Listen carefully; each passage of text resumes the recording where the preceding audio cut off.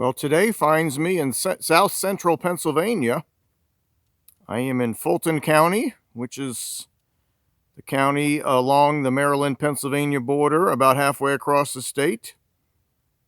And this is what's called the Standing Stone Trail that I'm hiking on today. And I'm looking at one of the block fields that is formed from the quartzite that composes this entire ridge and many of the other ridges in central Pennsylvania.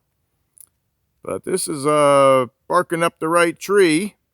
So let's get to plants right away. I'm just giving you a little background as to habitat here.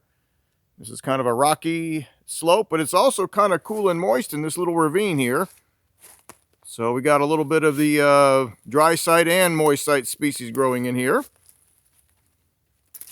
And the north-facing slopes had a white Christmas this year. And where the sun was hitting, the snow was melted. So I've done the red maple, silver maple, sugar maple, and the box elder, which is a maple. And this one I have to drive a little further to get to, but we got a striped maple growing right here along this trail. The Standing Stone Trail goes across several counties in central Pennsylvania and follows these ridges for most of the distance.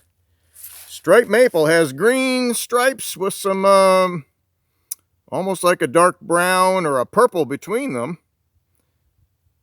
Almost plum colored green lines between the green, but it's mostly green. It's a green maple tree basically. The bark is green at the younger growth. And this one here is about 1.5 inches in diameter. It's mostly green. And this little sapling here is mostly green. And often are the sassafras saplings. So here's an easy way to tell them apart. The little branches come off opposite of each other instead of alternating or in a staggered pattern. Now sometimes one's missing, like right here. This is a preferred browse of the white-tailed deer, so somebody might have munched that one away. And same thing here, we got a couple that are missing, but if you keep looking, you will find them coming off opposite of each other. The smaller twigs do that, and the larger branches as well. Right here, we've got one with some larger branches coming off opposite each other. So don't give up on a tree being opposite branch because a few are missing. Got a larger specimen over here. It's about 3 inches around. And I'm going to put this with the understory trees because I'm looking up. It's about 20 feet high. They get a little taller than that, but they are pretty much an understory tree, kind of like the hornbeams. And the pawpaws. And even the witch hazel, which I got growing right here. So you probably wouldn't find this with pawpaw. I have seen a little bit of hornbeam on this hike, but not a lot. So here's some more of that green and almost like a purplish, dark brown, blackish stripe between the green. So striped maple is very easy to identify in the winter and in the summer. The leaves are much larger than the other maples.